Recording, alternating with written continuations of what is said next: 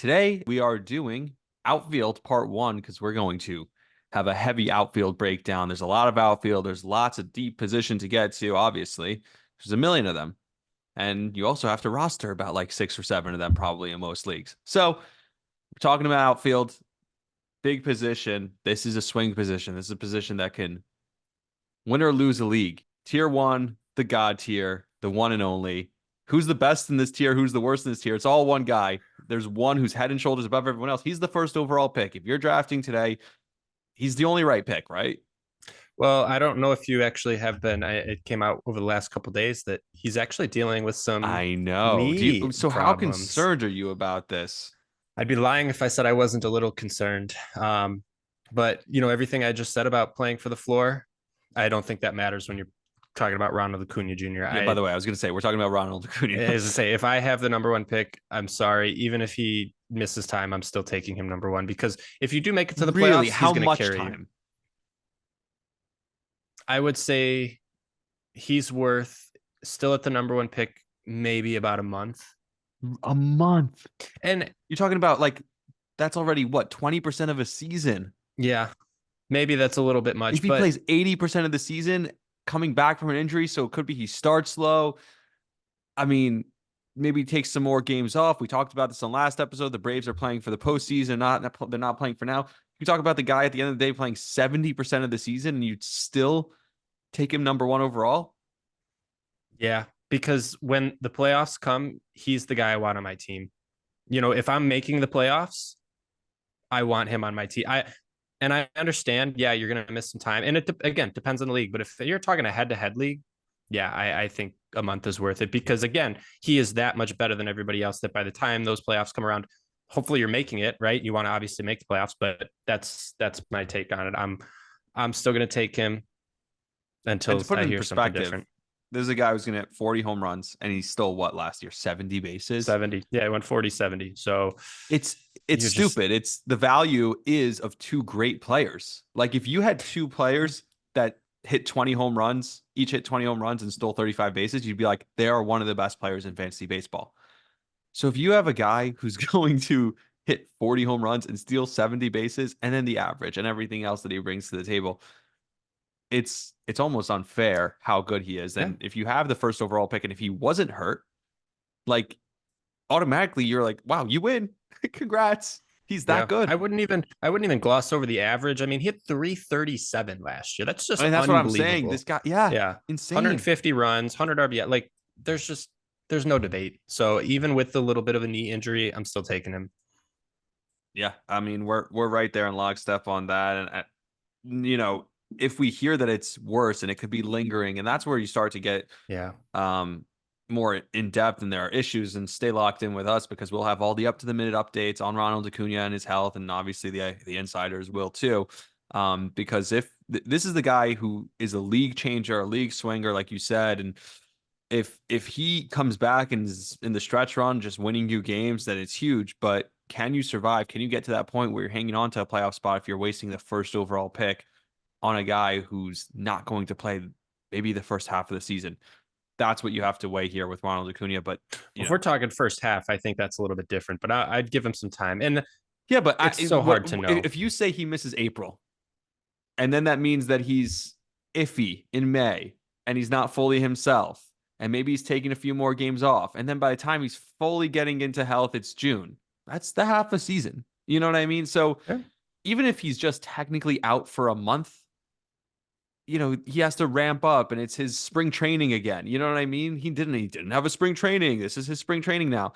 It almost feels like, especially with a knee, is he going to try and steal less bases? I don't know. There are so many concerns here. And so, again, it's tough, but then, whoever does draft him, if you let him go and now all of a sudden he gets picked up middle of the second round and somebody got him in the middle of the second round is now in a playoff position and he has Ronald Acuna back to Ronald Acuna form, he's winning the league. Like that's it. You're going to win the league. So that's why it's almost like, all right, draft and stash, figure out a way to do that, even if it's the first overall pick, because he's that talented, he's that special. Your number two tier, if that's all we got on Acuna, which Yeah. Oh yeah. I mean, we, there's Yeah, we could go. I think literally said on previous episode, I was like, I don't think we're going to do 15 minutes on Ronald Acuna because, just Ronald Acuna, draft him. But we just did a bunch of minutes on Ronald Acuna. That was Really before made the injury. I mean, the that injury I think is the talking point 100%. there. Yeah. 100%. Your number 2 tier is the studs. Break it down for me. So this is the tier. If I'm drafting Rami, let me tell you, if I'm drafting, I want to be in that 7-8 range. And let me tell you why, is because this tier 2, all of these guys, it's just Because you think like Ronald a Acuna will fall because of the hodgepodge. injury. That's why you want to be it. No, no, no. Oh. Because even if you're talking Ronald number 1, whatever, we're just going to move down 2 through 8. Here's the tier. You got J Rod, Corbin Carroll, Mookie Betts, Kyle Tucker, Fernando Tatis, Juan Soto, and throw Bobby Witt in there. He's not an outfielder, but just for the sake of draft position, if I have the number 8 pick, I don't have to decide which one of these guys I want. I just get to pick whichever one is still there. And I think that's important because all of these guys can return number 1 overall fantasy value and nobody would bat an eye. Like that goes for any of these guys in this tier. So I think my favorite is probably Corbin Carroll. I think Carroll is going to be Trey Turner 2.0. I think that's what we're going to see for a long time from him. I think he's got power. I think he just stole 54 bases last year and hit 25 home runs. I think he's only going to get better. So I think Corbin Carroll's my favorite target. But again, if I have to pick, it's a coin flip because all of these guys are phenomenal. They're all going to bring great value. So yeah, again, I don't want to pick second in a draft. I assume Ronald goes first. I don't want to pick second because I don't want to have to pick between any of these guys. I got you. And with Mookie, obviously, we talked about him, I think, more on second base on that episode. But again, he's outfield eligible, obviously. And Corbin Carroll, I agree. That's the guy that you want at this spot. But there's no wrong answer here. Would you say it's Tatis or Tucker who's the lowest of this tier? You might not like it, but I think it might be Soto. Have you seen his spring? I know. Well, we can't just say spring training and then he's won the seat. Like I know, and also he's not going to training. steal bases really, which and is that's that's the one thing. I mean, he could bring the best power in this group, and if you're in an OBP counting league, stats, yeah, he could have an OBP of 500, and I wouldn't be surprised. And but he's not a guy who, by the way, he could literally get on base 50% of the time. But he's not a guy who's going to hit 50 home runs either, even in Yankee Stadium. And his power looks like it's certainly there early in spring. But even in Yankee Stadium with the short porch, he hits the ball the other way a lot. He's not like a dead pull hitter. So I don't see him being a 50 home run guy. He's probably more in the 35 home run range. And even with that on base percentage, could be, like you said, it could be 450 realistically. He's not going to steal a ton of bases. So if he has 120 RBIs and 110 runs, I wouldn't be shocked. But I agree with you that he's probably the bottom just because of the stolen bases and the power numbers aren't where the other guys' power numbers are for Juan Soto. I think he'll have a monster year as far as, as a baseball player, but in a fantasy year, maybe he's the bottom of this tier 2, still an incredibly stacked tier 2.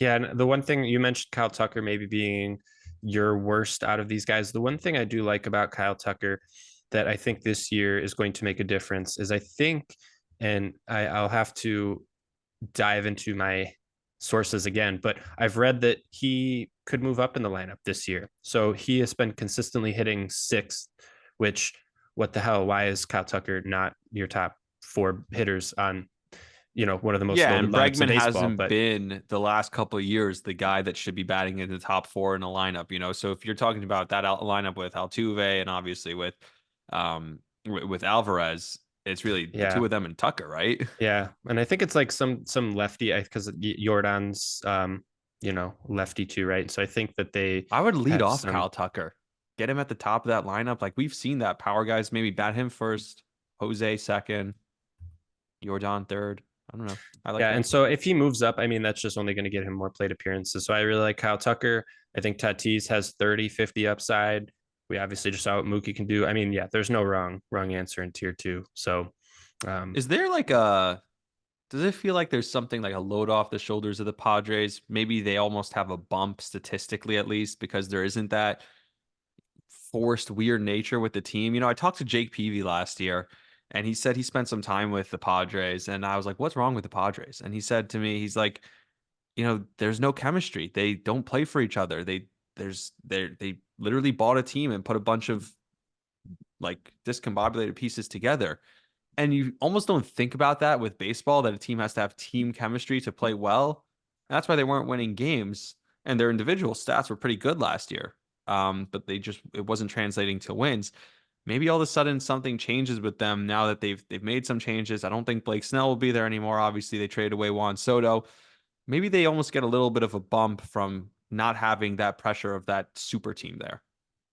Yeah, it's a good point. And that's why a lot of people have been commenting on our shortstop, second base stuff, have really been sad that we're not as high on Xander Bogaerts. And that is one of the reasons. I mean, I'm not high on San Diego also, right? And so I think they're taking a step back. And I mean, we just saw it with a bunch of other teams last year, but the one that comes to mind is the Chicago White Sox. Like, they were just a mess. And yeah, Luis Robert had a phenomenal season, but everybody else struggled. And it absolutely is a team game. And if your team is not cohesive and clicking on all cylinders, it's just, you're going to struggle for good chunks of the year. I'm still thinking Tatis is above that. Maybe he shows some signs that he's not, but I think he's only going to get better as he gets further away from his shoulder stuff. And yeah, I think this is his first real off season in 2-3 years. So yeah, good I call hope out so. there. Yep. Mm-hmm. And you brought up shortstop for a second, so I just want to circle back something we talked about. It was either on the shortstop or second base episode. I think it was the shortstop episode. Trevor Story, did you see the throw he made today? I He looks missed it. healthy. No. Yeah, of Oh, course. Good. dude was in the hole and he backhands the ball in the hole, and it wasn't even a jump throw. It was just he made an incredibly strong throw. And then at the end of it, he goes, "Wow!" Like he mouths, "Wow!" Like he shocked himself that the throw was that good and all the money. So I guess he's feeling healthy. He's feeling good early in the spring, and hopefully, I mean, the fact that he shocked himself doesn't tell you how maybe he's not feeling too good about himself. But Right. hopefully, he's doing pretty good. All right, Did you moving right. see? Yeah, go Sorry, ahead. did you see the Yankees shortstop today? Jeter Jeter Downs, Downs. baby. When you Yeah, see, beautiful but play. if there's a guy on the Yankees named Jeter making a jump throw from the hole, I'm going to watch it. You know Yeah, what that I was mean? beautiful. I loved that. But Yeah, yeah, I mean that's anyways, my yeah. childhood. I mean, right there. That's Jeter from the hole with the backhand, the jump throw, the whole thing. I love how Rizzo. I mean, you've probably Yep. come accustomed to this. The way he stands so still at first base, doesn't even stretch for the ball. I feel like sometimes he might cost the Yankees outs with that, but he's so smart. He only does it when he knows it's an out anyway. And it's amazing that happens because it's a matter of split seconds, right? And he Yep. knows like exactly where the runner is. Whatever. That's just like a stupid like baseball thing that we can't comprehend because we haven't played at that level. But yeah, that's super cool. Somebody actually called in to the fan this morning and was like, "Yo, Rizzo's so special for the Yankees. Just watch. He had 2 home runs in the game the other day."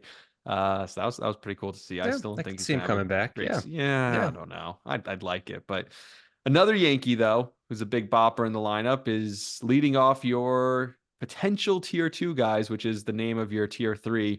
Who do you have in this tier? Yeah. So I labeled tier 3 potential tier 2 guys because all of these guys have tier 2 potential. I mean, they all just have maybe one question mark. And you mentioned Aaron Judge does lead off this tier. Then you have Jordan Alvarez, Luis Robert, and Michael Harris. Judge, Alvarez, and Robert, they all have the same question. It's just health. Health. And yeah, that's pretty much it. Luis Robert maybe has some team question marks now, but he just went 38-20 last year. I'm not too concerned about the team context. I'm just concerned about his health.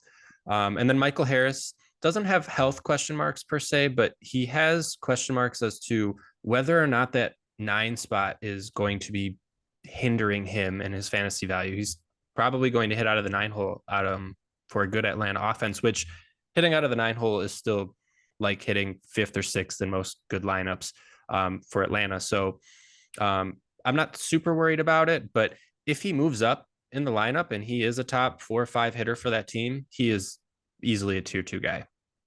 Yeah, I would think so too. And it's just incredible how deep that lineup is. If you had to give me a best and worst out of this group of 4, it's tough. Where do you go?